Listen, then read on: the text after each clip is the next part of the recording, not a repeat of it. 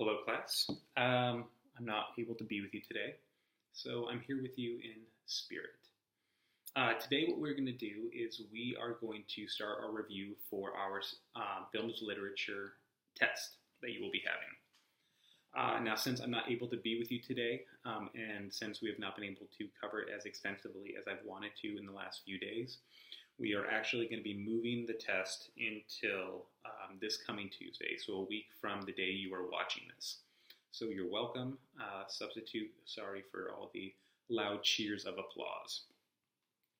So the way this test is going to be formatted is it is going to be worth 50 points, so the same way as all your tests have been thus far, except there will be 10 questions, and they are all essay questions.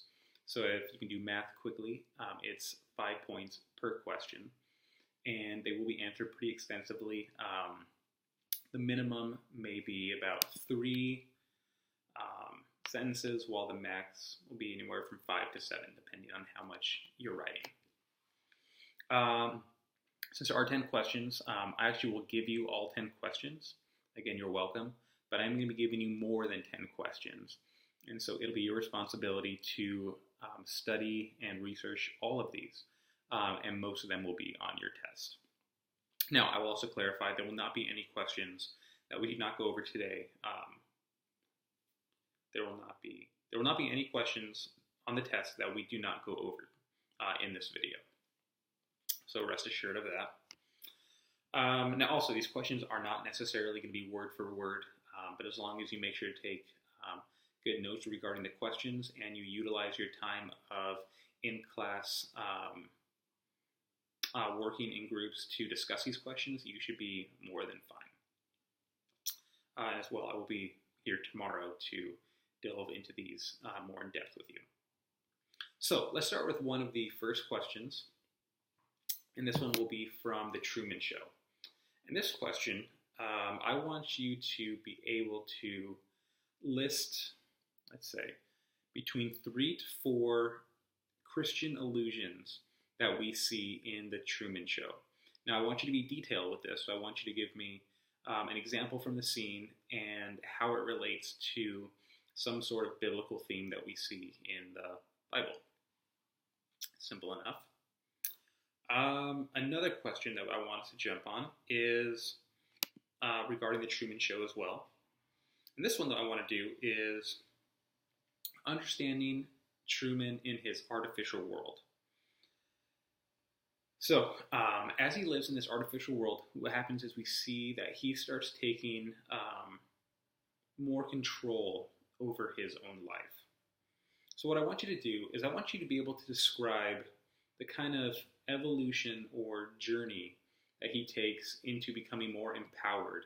So you know he takes, actually I'm not going to give you the answer to that. But we see ways in which he garners more power for himself. And we see him step out and beyond what he normally would do.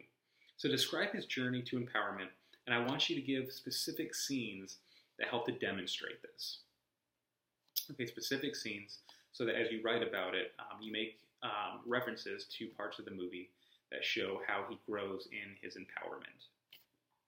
Next, let's talk about Charles Foster Kane in Citizen Kane. So, if you remember, Charles's second wife, Susan Alexander, was a singer. She was, according to some of the tabloids, she was a singer.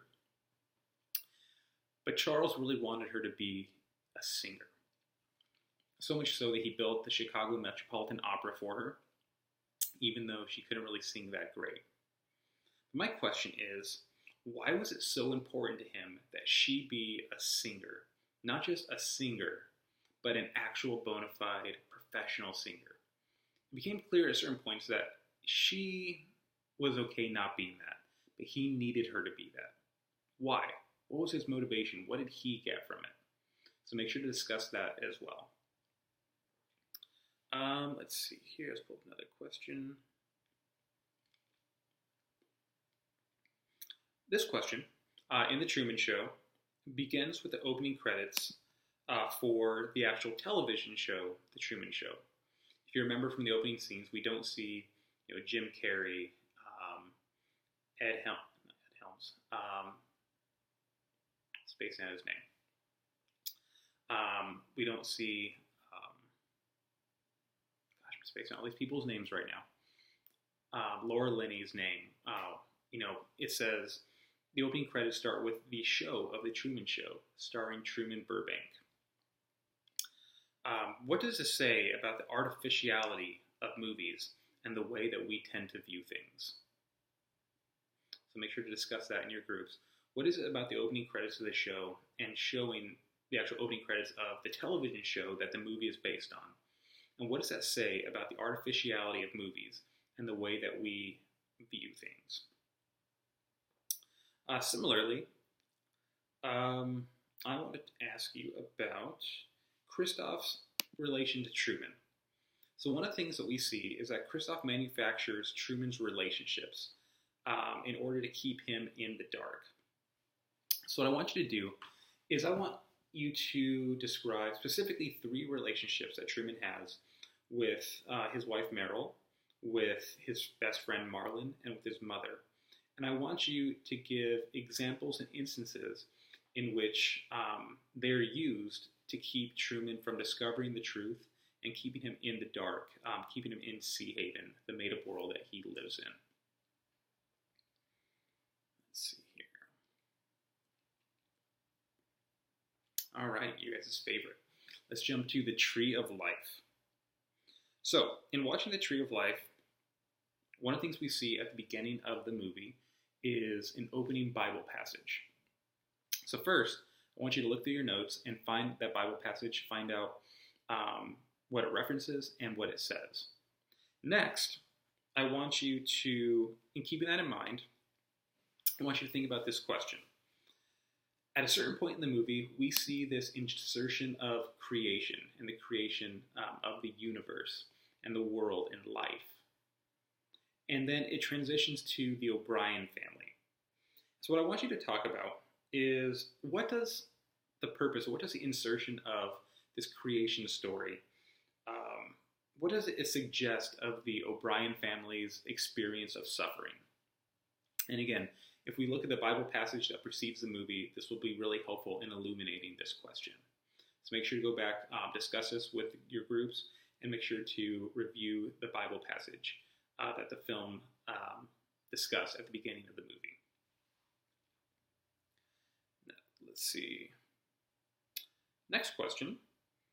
At one point, Jack in the movie, using the quiet voiceover, he quotes a specific Bible passage, Romans 7:15. So the first thing I want you to do is I want you to look up Romans 7:15 and see what it says. And then from there, I want you to use that information and understand, okay, why did Jack say this? And number 2, how do we see that particular struggle play out in his life? So I'm already kind of telling you that Romans 17 is talking about some kind of struggle. How does that struggle play out in Jack's life? And give examples from the movie in how we see that. Let's see. Pretty straightforward question. Next one. As you think about Citizen Kane and see Charles Foster Kane's life and see, well, basically the life of all of the characters in the movie, what do you think Citizen Kane is saying about the American dream? Does it have a high view of it? Does it have a neutral view of it? Does it have a negative view of it? Is it something else entirely?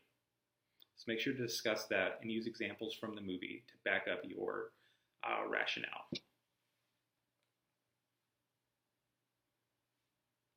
Next question here.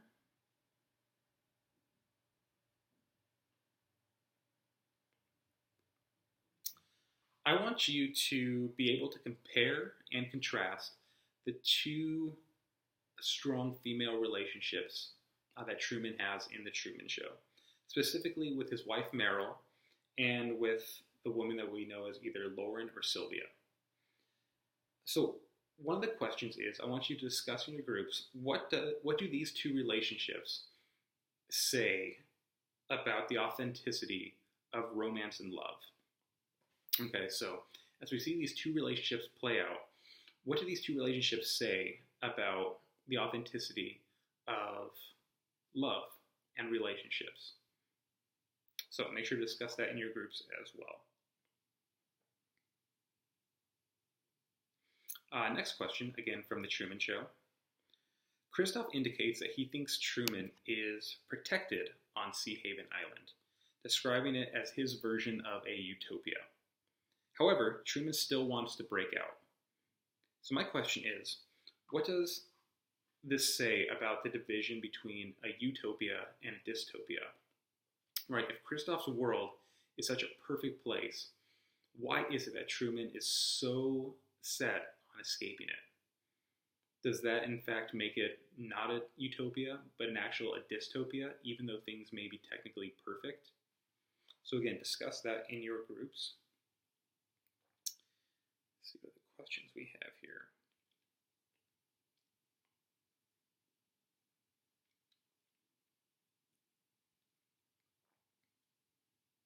Next question, this is from the Tree of Life. What happens when Mr. O'Brien goes on a trip? Remember, he goes on a trip to Asia and Europe for a while, and we see the family react in a certain way.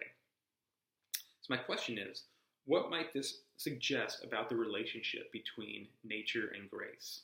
Again, remember the voiceover that the mother has at the beginning of the movie, talking about the distinction between nature and grace. And so as the father's gone, we see the family react in a certain way. What does that say about or suggest about the relationship between nature and grace? On a similar note, this question kind of ties in with that. And this question is, at a certain point in the movie, Jack, in another one of his voiceovers, says that his mother and father wrestle inside of him. What does he mean by that? What's being communicated there? What does it mean that his mother and father wrestle inside of him? And again, keep in mind the idea of nature versus grace and what each of those parents might represent. And one of the last questions I want to leave you with is the use of voiceovers. So again, throughout the Tree of Life, we see a lot of different uses of voiceovers from various people. And I want you to describe how the voiceovers make you experience the film. Do they enhance it? Do they detract from it? Do they help you see something that maybe otherwise you wouldn't? And in line with that, what might the director, in this case Terrence Malick, what might be his purpose for using this type of voiceover? What might he be trying to communicate to his audiences through this use of voiceover? So those are the questions that I have for you to review and look over and discuss with your groups. You should use the rest of this class time to begin going over those. We will talk about some more of these in class. But for now, go ahead and get working, and I will see you guys tomorrow. All right.